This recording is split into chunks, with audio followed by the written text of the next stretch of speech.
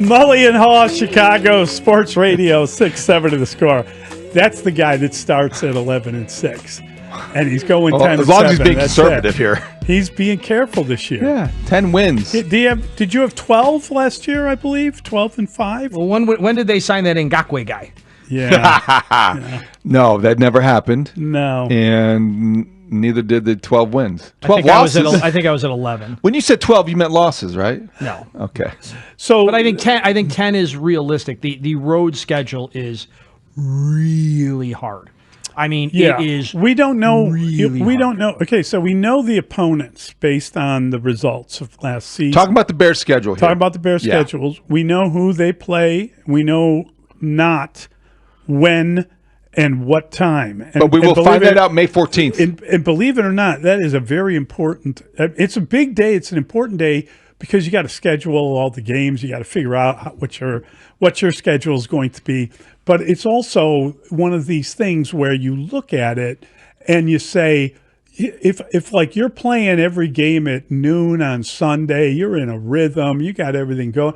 If you're playing, play Thursday night, they're going to play Thursday. Well, you play 2 games in 10 days. Yes. Well, you do that 3 times in a season. Yes, and we're in trouble. And so, for instance, the home schedule. Let's just talk about that quickly. Okay. Cleveland, Dallas, the Lions, the Packers, the Vikings, the New Orleans Saints, the New York Giants, and the Pittsburgh Steelers.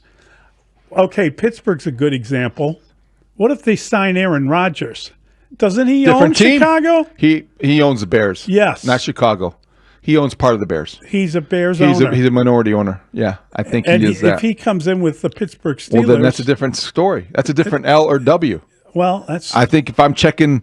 okay, you're beating the Browns right now. Just first glance. Sure. You're beating the Browns. You're beating the Cowboys. You're losing to the Lions. You probably got to beat the Packers. You cannot go 0-2 against the Flower. Not after calling them out. So you're going to beat the Packers at Soldier Field. Okay, Vikings, give me I'll wait on that one. You got to beat the Saints. You got to beat the Saints. You got to beat the Giants. And the Steelers depends on if it's Kirk Cousins, Mason Rudolph, or Aaron Rodgers. But I could jump in really quick, and it just did 6-2 on the home record. 6-2. I'm saying conservatively 5-3. Yeah, 5-3. 5-3. Okay, but you would say 5, so that makes sense. We're not that far apart. You would say 5-3. I would say 6-2. We don't. You say tomato, I say tomato.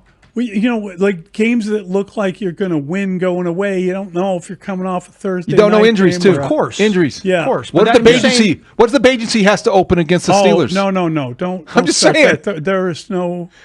Case Keenum. Yeah, exactly. Would that mean that? Would that mean that QB1 has a hamstring? Could be. Why are you wishing injuries on people? Now 5-3 at home. The road schedule. The road schedule. Yeah, that's tougher. The Baltimore Ravens. Without Justin Tucker, by the way, football reasons. I mean, legal reasons. Anybody buying that? That it's all football reasons? No, the guy's the most accurate kicker in NFL history. It's just amazing that Ravens are actually doing the right thing. I'm going with they decided to do the right thing because all the massage therapists have made accusations. 16 of them at last count. It's 16? 16 and counting. I don't know how you explain it away. No, I don't think you do. That's not 1 or 2. That statement was a little, come on. Yeah, that always implausible. Football, anyway, we don't want to get off track here. The Ravens, I don't think you're winning in Baltimore. Not against that team. No. Okay, that's an L. Cincinnati Bengals. You're going to score 40 points against the Bengals. Okay. They can't stop anybody. They might score 45. They can't stop a runny nose. They can score. They've got the quarterback. You're beating the Bengals. Okay. You're beating the Bengals. Fair enough. If you're as good as the Bears as we say that they are, we're talking about them all, you better beat the Bengals. Detroit Lions. Again, these are not in any kind of order. These are the teams they're playing.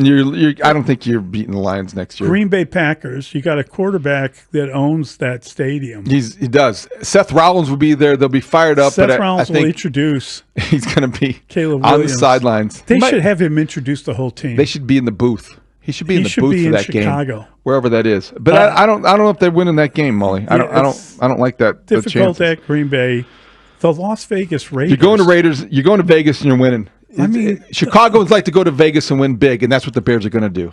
The Bears will own a hotel by the time they're done. They're going to Circa. They're going to ignore the huge screen. They're going to ignore the fun of the pool, and they're going to still win a football game. Can we plant our flag in the sand now that we need go to Vegas? we need Bears Raiders, right? Didn't another show do Bears Raiders? We need to go. We need Bears. Yes, Raiders. We need to go to that game.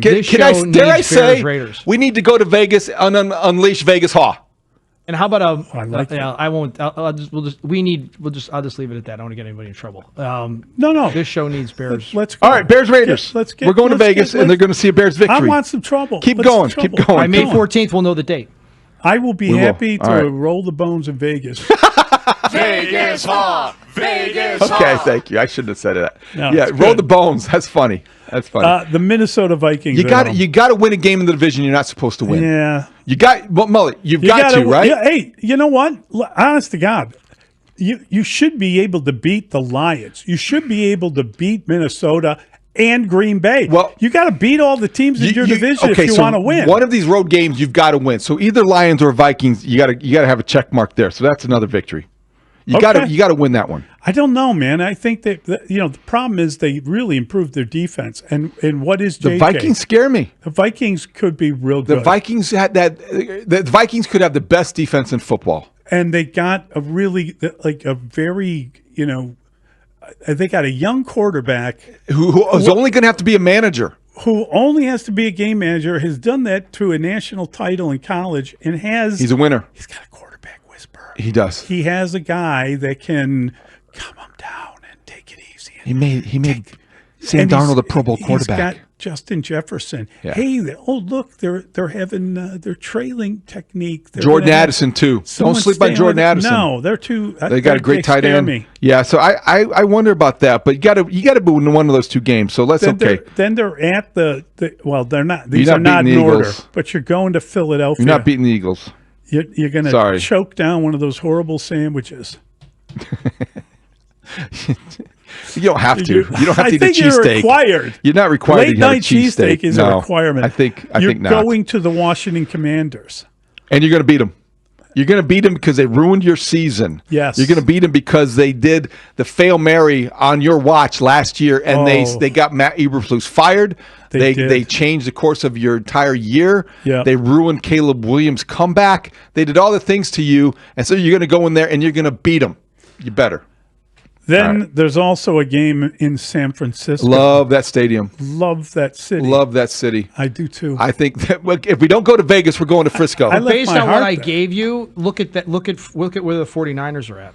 This is what's interesting. Yeah, in this well, we're getting to conversation. that. The That's what easiest we're getting schedule, to. We're right? getting to that right now. So we're just telling you the teams they play. 1, 2, and so three, what you 4. do. I got 9 wins. Okay, you got 9 wins. That's what you're looking for. And last season's results, that's not the best way to figure out how good a team is. You got to look at what they've done because teams change dramatically, as the Bears have. But after that busy off season, the fine folks at the Sporting News put together a strength of schedule.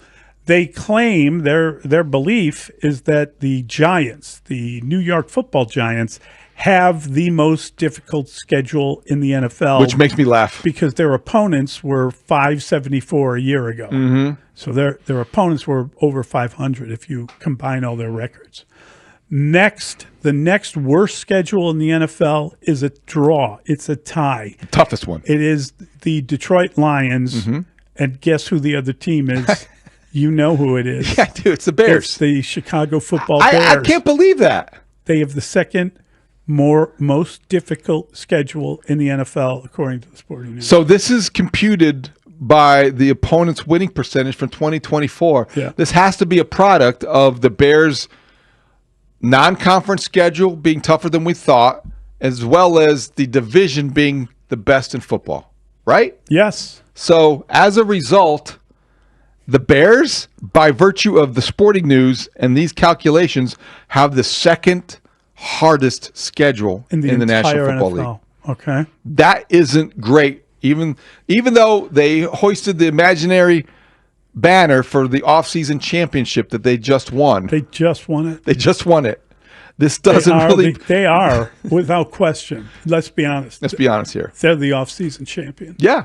They got the coach. They got the coach. They gave the coach the money. They rebuilt their offensive line. They rebuilt that offensive They line. won the draft in many people's minds. They got the more Offensively. playmakers to the playmaker list. Luther Burden III. They've got everything they need other than a Colston running Loveland, back what's and not to love? maybe a defensive end. But let's not get caught up.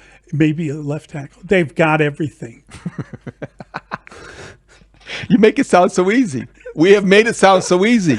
The enthusiasm for the Bears is, dare I say, similar to what it was a year ago this time. And the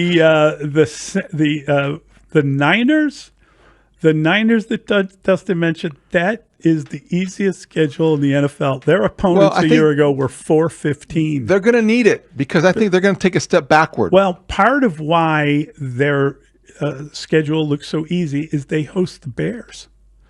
Because, the Bears are we talk about the imaginary offseason, but the Bears are one of those teams that was awful last year.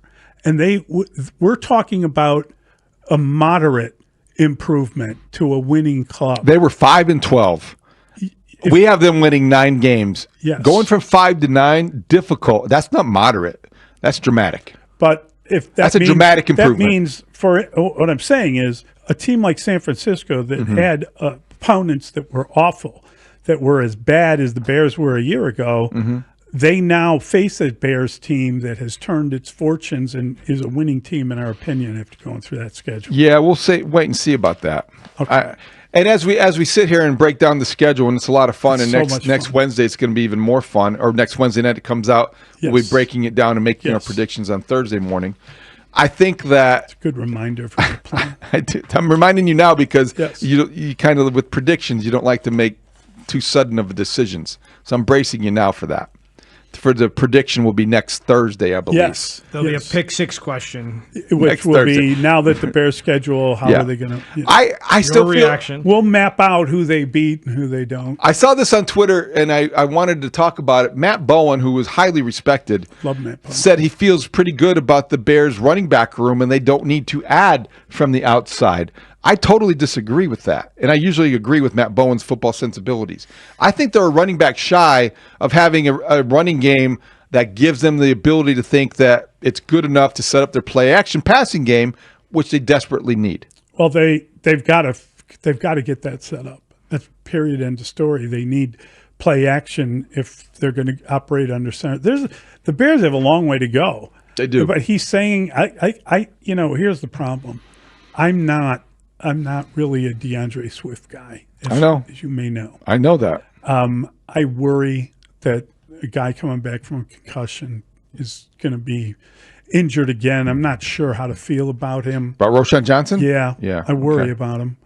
Just because I care. They got a 7th-round rookie.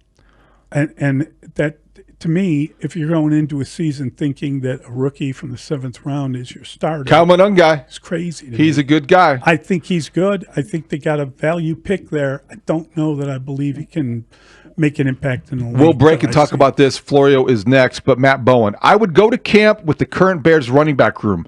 Why you practice and compete? If you still need an answer in mid-August, there will be available running backs to sign. I'd sign someone now. I'd do it now. Yeah, but that's good. J.K. I Dobbins, love- come on down.